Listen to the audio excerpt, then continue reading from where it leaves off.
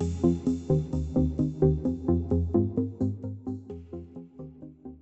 everybody, welcome to ARE Live. I'm Mark Tier, the founder and CEO here at Black Spectacles, and joined with our producer Patrick Finnegan and architect Garric Baker, who's going to review several project development and documentation mock exam questions. We're going to go through questions that cover PPD knowledge and skills related to reviewing bid packages for responsible bidders, assessing electrical panel locations in apartments, calculating stair elevations and treads, identifying moisture mitigation components, and identifying types of technical specifications. So it should be a pretty good session here. If you're joining us for the first time, Black Spectacles is a leader in ARE prep. We work with learning scientists and architects to ensure you're studying the right content and that you retain it so that you pass on the first try. We built everything you need to pass the exams, including new video lectures with motion graphics and 3D animation, practice exams that are as close to the real thing as you can get, flashcards, quizzes, and virtual workshops. And they're all built upon a curriculum that ensures you're learning the right content, and they all work together on our custom-built platform to ensure that you retain the information so you remember it for the exams. It's why our pass rates are 50% higher than the national average, and why our members report passing in half the time of the national average. If you want to learn more about Black Spectacles, you can go to visit blackspectacles.com. And if you're ready to get studying, you can stick around to the end of today's episode so you can take advantage of our summer sale discount for individual memberships. Over on Instagram, TikTok, and Facebook social channels, we regularly post mock exam questions. So if you don't already follow us, I'd suggest that you do. We're at let me say it differently. We're at black.spectacles on Instagram and TikTok, and then we're just Black Spectacles on Facebook. So follow us over there, and you'll get a regular stream of mock exam questions to help you pass the exams. Our next ARE Live will be August 22nd of 2024, where we'll be covering a PCM mock exam. And you can go to blackspectacles.com/podcast to sign up. And I encourage you to go ahead and do that right now, even if you're not sure if you're going to be able to make it. At least you'll get the recording, and you can check all the content out, that way. We offer a referral program for firms and schools, where all you have to do is introduce us to your boss or HR, and if they sign up, we'll give you a $250 gift card. So to participate, follow the instructions on blackspectacles.com/group-referral. We also offer a refer a friend program where you can sign up to receive a customized discount code to save your friend 15% off of any membership, and then you receive a $50 gift card of your choice when they redeem. You can go to blackspectacles.com/referral to participate. Today, we're going to be engaging exclusively on our online ARE community. So head over to community.blackspectacles.com. And right at the top, you'll see we've pinned a thread called ARE Live PPD Mock Exam 2024. If you have questions as we're going through today's session, post those questions there. And then Patrick and I will work together to make sure you get answers to those questions. And everyone who posts in that thread today will be eligible to win a free Black Spectacles t-shirt. Literally, all you have to do is go over to the community and say hi, and then boom, you're instantly registered. And of course, don't forget to stay tuned to the episode until the end of the episode to see if you've won. One thing to note, we recently launched a podcast called Licensure Stories, which you can find on our ARE community. It's also on our YouTube channel and your favorite podcasting service. And what I do is I interview recently licensed architects to learn about their struggles and successes so you can learn how they did it. I find the stories on there are super inspiring. Many times they're stories of perseverance and kind of fighting through obstacles in order to get through the licensure process. So would certainly recommend you guys checking them out. All right, that's all of my, let's say, updates and intro things. With that, I'd love to welcome our guest, Garric Baker. In addition to working with us here at Black Spectacles, Garric is an architect based in Kansas. Welcome, Garric. Yes, thank you, Mark. I'm glad to be back again. Just trying to stay cool here in the middle of the U.S. So, yeah, same for us. So again, thank you, everybody. It looks like we've got a few folks from Wisconsin, South Carolina, New Jersey. So we're getting people from everywhere in here. But on today's session, we'll be featuring a PDD mock exam that covers the following topics: reviewing bid package for responsible bidders, assessing electrical panel locations in apartments, calculating stair elevations and treads, identifying moisture mitigation components, and then identifying types of technical specifications. So a lot of this goes into the coordination and implementation of all kinds of different building systems with ourselves, our own office, and then with our consultants as well. So Patrick, let's go ahead and dive in then. So the attached schedule of values was received as part of a bid package. The owner has asked you to review all of the documents to determine if the lowest bidder is a responsible bidder. Considering the table of contents of the project manual and the items shown on the schedule of values, does it appear that the bid is accurate? Yes or no, and if so, why? So on this one, let's go ahead and take a look at our schedule of values first off. So one of the first items we can do when evaluating a bid based on schedule of values is, of course, calculating all of the individual line items to make sure that they match the bottom line number. So in this instance, we can add all of the line items there in our C column. So looking at item number 1, we've got our general conditions, 35,000, general requirements is 45,000, existing conditions, 18,000, concrete, 42,000, metals, 12,000, wood, plastics, composites is 4,800, thermal and moisture protection is 7,300, openings, 8,100, finishes are 9,000, plumbing, 6,500, HVAC is 7,500, electrical, 7,200, and then earthwork is 1,400. This accurately calculates to $203,800 as noted on our schedule of values. With this, we can note that the calculations are correct. So we've now vetted through all of our schedule of values. So let's go over to our project manual now. So we'll look at another attachment that they've given us, our table of contents for our project manual. If you're not familiar with how numbering systems work, project manuals are oftentimes ordered according to the CSI or Construction Standard Institute basic categories. Here we can see that our specification follows the CSI format and the schedule of values appears to follow the CSI divisions when looking at how the bid was broken down. We can quickly determine if a bid is accurate or at least all-inclusive of our requirements of the scope of the project by aligning the line items on the schedule of values with the items shown in our table of contents. So first, we can see Division 00, General Conditions. This aligns with the line item number 1 on our schedule of values. So let's go ahead and write the bid amount next to the division. So we see that 35,000 is now scribbled in there out to the side. Second, we look down to Division 01, General Requirements, and we note that there is an indication that these are supplemental to the following section. We can combine the two, knowing that they are both pertaining to the General Requirements category, and write the $45,000 bid amount. We can assume that some form of demolition is needed by the 02 Existing Conditions Division and the subsection of Selective Demolition. Our contractor has indicated that this line item is $18,000. And then Division 3 is reserved for concrete, which we can see on our schedule of values was bid at $42,000. So continuing on to the next page of our table of contents, we see that Division 4 represents masonry. We look back to our schedule of values and notice that this line item is missing. This becomes our first indication that something is missing from the overall cost. And why is this important? The contractor will likely attempt to submit a change order for the cost of the masonry work and thus increase the total cost of the project when it should have been included in the original bid. So this also represents that perhaps the bid isn't complete and lacks some components or wasn't thoroughly checked. So let's go ahead and make note of this absent from our bid so we can just add a mark over to the side.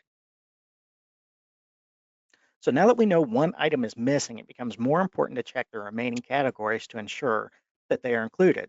Let's continue on to our Division 5 metals. We note a bid amount of $12,000 for this division. We continue with Division 6 and see that the contractor has included this item as $4,800. Division 7, so thermal moisture protection, has been allocated at 7,300, and then Division 8 is included at 8,100. Our finishes in Division 9 cost 9,000. Our plumbing scope of work costs 6,500. Our heating, cooling, ventilation, and components all cost roughly $7,500, while the electrical in Division 26 costs 7,200. Earthwork, which likely represents our final grading costs, 1,400. So now that we have double checked to make sure the entire scope of work has been bid, we know that mathematically the numbers are correct. However, the lack of a bid for the masonry division shows that the entire scope isn't actually bid. So for an answer, in conclusion, due to the incomplete bid shown in our schedule of values, we can say no, the bid is not accurate and does not reflect the bid of a responsible bidder. Okay, so let's go ahead and hop into question number 2 here. Just a You heads are up, working. Oh, I don't see any questions. I don't think, let me double check. I don't think I see any questions in the community. So again, just to everyone, if you have a question today about any of the topics that we go through, or any of the questions that we go through for today's session, feel free to post them in the ARE community, and Patrick and I will find them and we'll share them here with Garric. But I don't see yes, anything right now, so go right ahead. Thanks. and we love questions. That way we know we're getting everybody the information they need on there. All right, so let's dive back into question number 2 here. So you're working on an apartment complex within a metropolitan area where the local authority having jurisdiction requires all apartment complexes to adhere to commercial code regulations.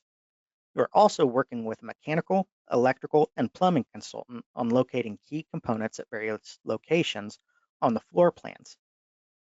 The consultant would like to repurpose a proposed linen closet by removing the shelving and installing an electrical panel. Your job now is to see if the identified location is adequate for placing the electrical panel. You are provided with the attached code information. So can the electrical panel be located in this section? Or in this closet, sorry. Per our 2021 International Fire Code, the IFC, Chapter 6, Building Services and Systems, and we're specifically looking at 603.4, Working Space and Clearances. The minimum required working spaces shall be not less than 30 inches in width, 36 inches in depth, and 78 inches in height in front of electrical service equipment. Where the electrical service equipment is wider than 30 inches, the minimum working space shall be not less than the width of the equipment.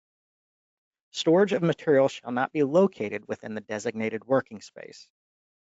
So with this specific section of our codes, we can surmise that the question is leading us to review the clearances around the electrical panel. So let's go ahead and take a look at the closet in question. See a blue rectangle in the proposed linen closet where the consultant would like to place the panel. It appears that the closet is 1 foot 10 or 22 inches deep and 2 foot 8 inches or 32 inches wide. Furthermore, if the door is a typical 6 foot 8 inch door, it will permit the opening to be 80 inches tall. If we overlay the required work clearance, we can see that dimensionally, the closet is not large enough for the electrical panel clearances. Overall depth and width do not meet the code requirements provided to us. So our answer is no, the closet is not an appropriate location. All right, then let's go ahead. And this is going to be a really fun question for us. So you are developing an intricate stair for a historic building and have limited space to utilize. So the following drawing has been provided and you must figure out the following. What are the elevations of landings 2 and landing 3? And then how many treads are needed for the lowest run of stair? And then number 3, what is the length of the lowest run of stair? So Patrick, let's give them a little bit more background here. So here is our floor plan. So we know some of our dimensions here, but we notice over on the left-hand side in the upper corner is a question mark. So that's our lowest run of stair that we'll need to figure out there. So this is a really intricate and tricky question with all its moving parts. And then Patrick, I think we have one more slide here that shows an image of it. So here is what it actually looks constructed. And then going back to our axonometrics, we can see landings 1 through 4 there as well. So we can understand what this actually looks like being constructed and the constraints that we have there. So let's go ahead and hop back. Okay, so now our question is, what are the elevations of landing 2 and landing 3? How many treads are needed for the lowest run of stair? And what is the length of this run? We can calculate our floor-to-floor height by knowing that our landing 1, or our first floor, is at 100.0, and our landing 4, our second floor, is at 113.9. We can deduct 100 from 113-9 for a result of 13 feet 9 inches for our floor-to-floor height. To make things easier, we're going to convert this to inches by multiplying 13 by 12 for 156 inches, and then adding the remaining 9 inches for a total of 165 inches. So we see that kind of on our top line there. Now let's continue down. So we now know that we have a total of 165 inches in height that we need to cover with our stair. For accessibility reasons, stair risers cannot exceed 7 inches in height. Therefore, we can divide 165 inches by 7 inches to figure out roughly how many risers we need. We get the calculation of 23.57 risers, but we can't have a partial riser. So we'll need to round up for 24 total risers. So what we have done with this concludes that we can have 4 risers, and each riser won't exceed 7 inches. But we need to figure out what the actual height of the riser is. For that, we divide our 165 inches by 24 equal risers, which equates to 6.875 or 6 7/8 inches. As a rule of thumb, we know that we have one less tread than the number of risers because our last tread is technically the top floor. So with that, we will need 24 risers at 6 7/8 inches and 23 treads. The next step in our process is to determine how many treads that we can have between landings 3 and 4. For this, we're working from the top down, so our dimension is 7 foot 4 inches, or in terms of inches, we're just looking at 88. We know that our code requires us to have a tread depth of 11 inches, so we divide 88 by 11 for 8 equal treads between landings 3 and landing 4. We know by a rule of thumb that we have one less tread than risers, so we're going to assume that we have 9 risers each at 6 7/8 inches. Between the two landings, we need to multiply the 6 7/8 inches by 9 for a total of 61 7/8 inches. To find landing 3, we're going to subtract that 61 7/8 from our original 165, which is the location of landing 4, for a height of 103.125 inches, or 8 foot 7 1/8 inch. We can quickly add the 8 feet 7 1/8 onto the 100 for a landing height of 108 7 1/8 inches. So if you look in the top right corner there, next to landing 3, that's where we've inserted that there. So to find landing 2, we're going to use the same process again. We note that we have 2 foot 9 for our available depth, which equates to 33 inches, or 3 equal 11-inch treads. We know that this also means that we have 4 risers at 6 7/8. So we're going to multiply riser height by 4 risers and get a total of 27.5 inches. We can then subtract landing 2 from landing 3, and we get that 103.125 minus the 27.5, and this gives us the 75.625 inches, or 6 feet 3 5/8 inches. Again, we're going to add this final number onto that 100.0 for a height of 106 3 5/8. So with that, say congratulations, you now know all 4 landing elevations. So now let's wrap up the exercise by calculating how many treads we need to finish the stair and what the length of this final stretch will be. Our final number that we got was 75.625 inches, and we can divide this by our riser height again for a total of 11 risers. Remembering our rule of thumb again, we know that we have one less tread than riser, So we arrive at a total of 10 treads. We quickly multiply the 10 treads by the typical 11-inch tread depth and reasonably calculate 110 inches or 9 feet 2. So our final answers are, so for the first one, landing 2 is at 106, 3 and 5/8. And then landing 3 is at 108, 7 and 1/8. 2 is 10 treads, and then 3 is 9 foot 2. All right, that one's pretty complicated. Do we want to turn it over to see if there's any questions out there? Good question. I did have a question on the prior, I think number 2. I don't yet have a question in front of me here relating to that one. So maybe I'll ask that one from the prior question. The question comes from Adi.Ladak. I'm not sure if I'm saying that right, but the question was, would we have reference to the code cited to answer the electrical question on the exam?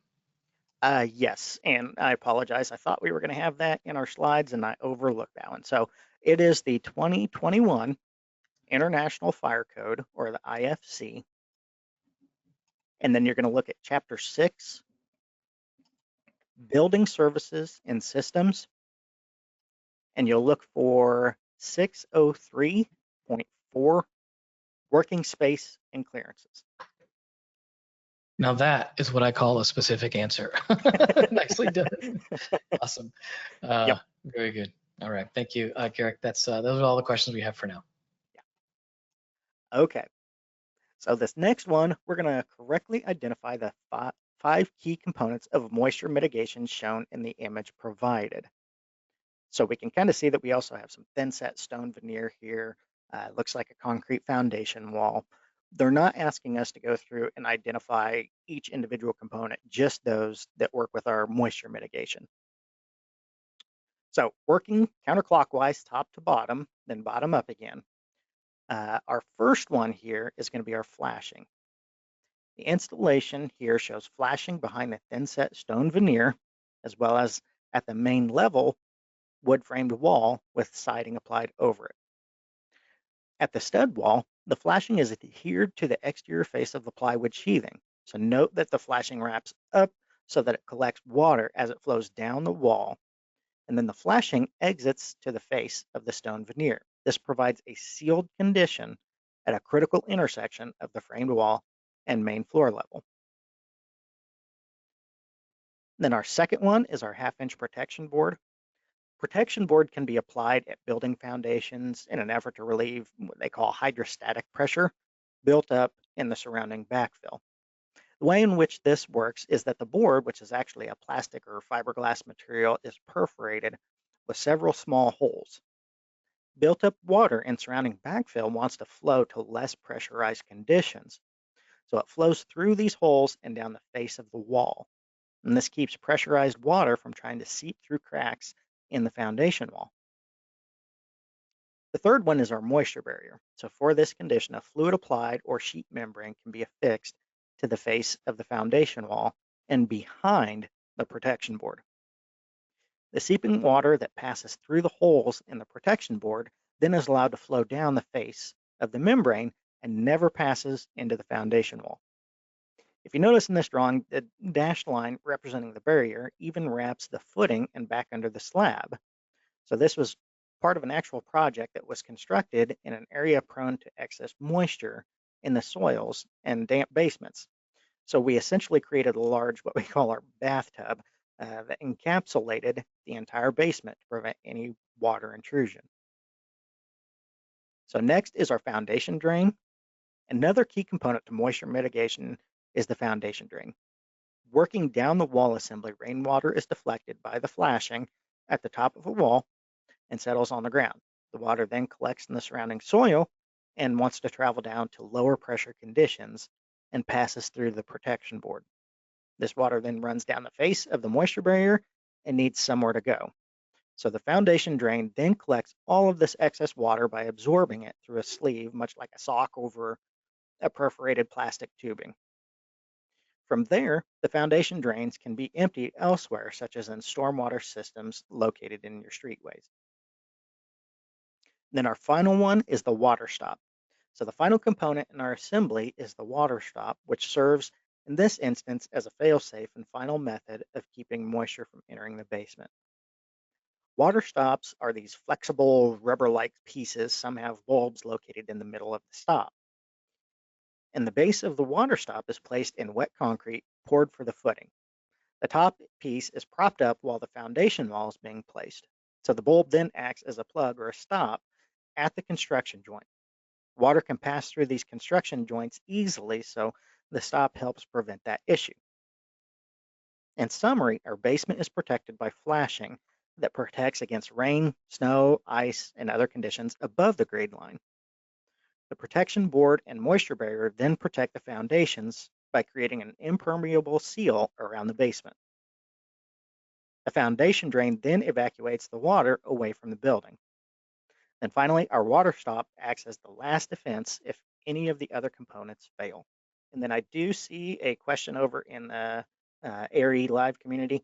In this instance, I would say yes, that moisture barrier and waterproof membrane are kind of the same. It's all applied to that foundational wall. There's no vapor or anything going through there, so it's just literally trying to stop that moisture from coming through. And you're making my job super easy over here, Garric. Thank you.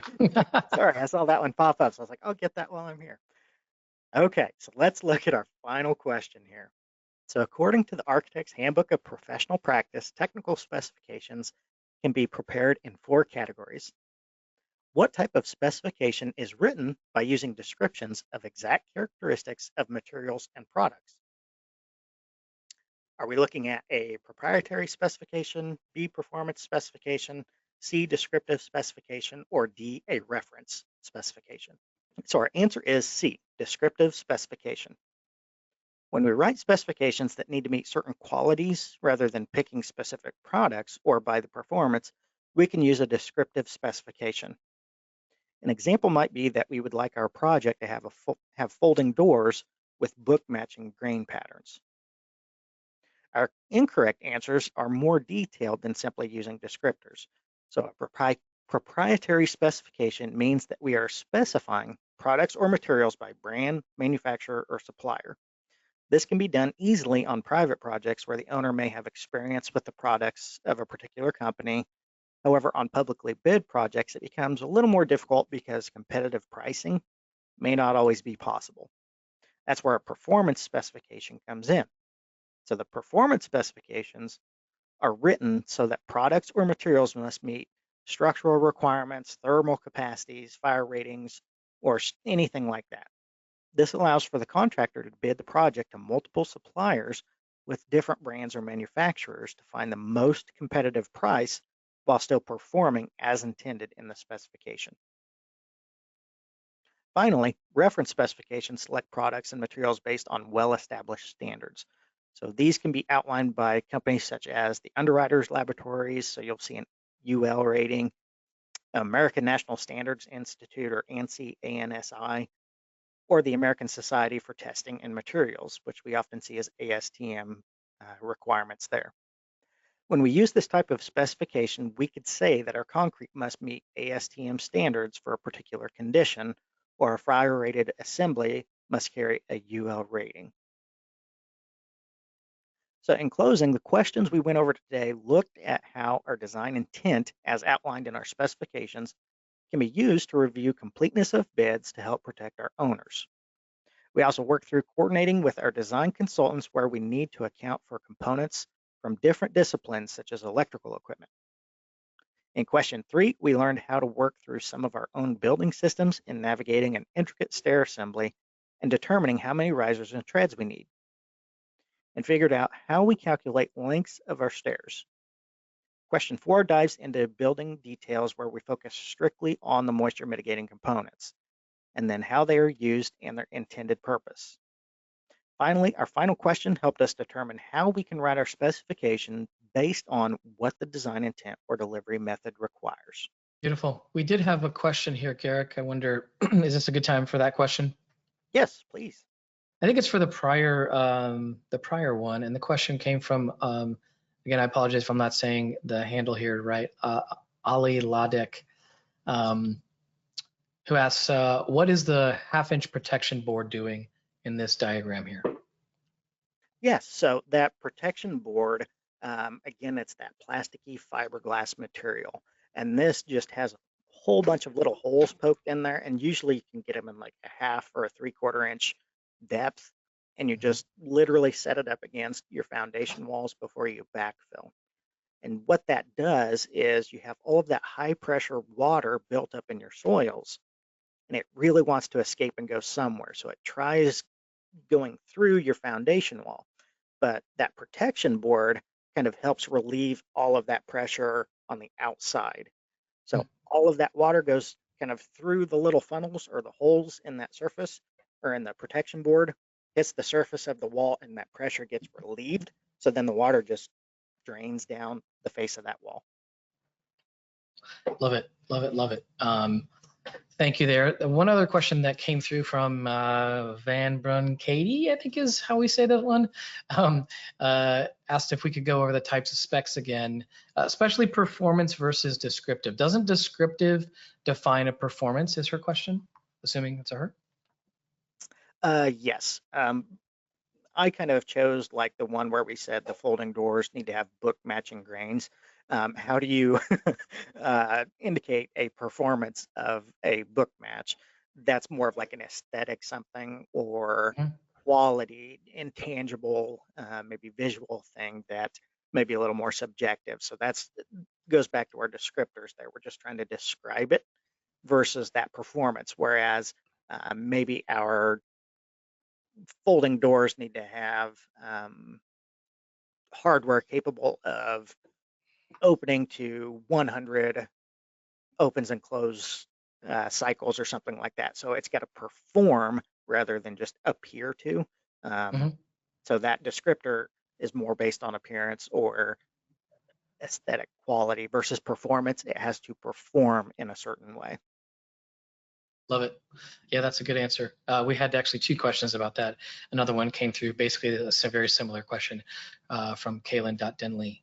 So awesome. I think we're maybe set there. See, maybe one more question maybe coming through. If I see it here, I'll ask it. Otherwise, we'll just jump. We can respond to it here later. just real quick. If you look in the Architect's Handbook of Professional Practice, I think it's pages 704 or something like that. It goes through these 4 different types of specifications in greater detail. So if anybody has any questions or wants kind of the official descriptions, it's located within that, and that's kind of where these got pulled from.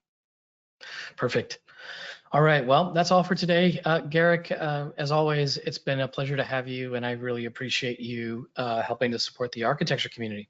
Yeah. Thank you.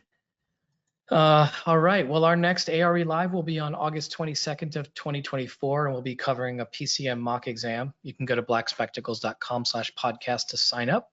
And I'd encourage all of you to go ahead and just knock that out, sign up anyways. That way, at least you'll get the recording.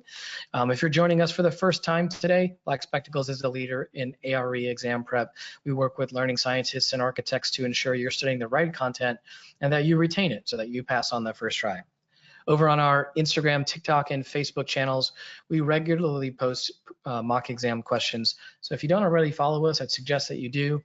Our handles are @black.spectacles on Instagram and TikTok, and then @blackspectacles on Facebook.